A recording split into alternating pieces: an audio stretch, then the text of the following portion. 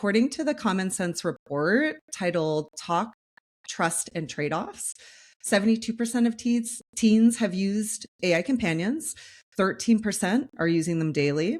So can you tell us a little bit more about how teens are using AI? And do you think it's appropriate and safe? Loaded question.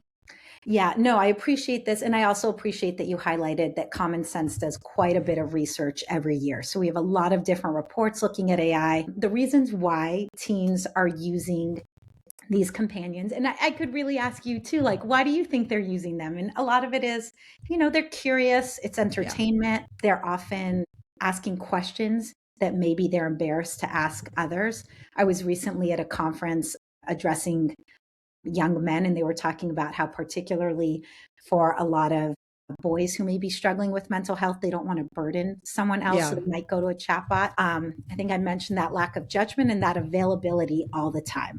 Yeah. Also, in that report, we found that a third of users are choosing AI companions over humans for serious conversations. Mm-hmm.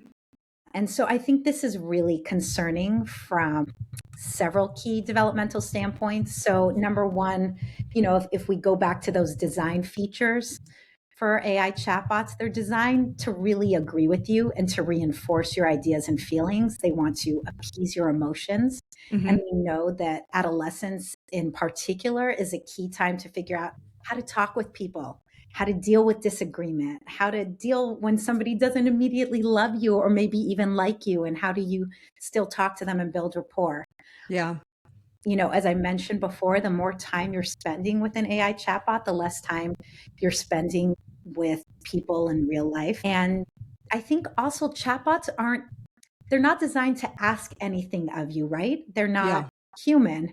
So that can increase self-absorption. They also will mimic the user's talking style. So again, these pieces that are, I think, developing unhealthy, maybe ideas of self.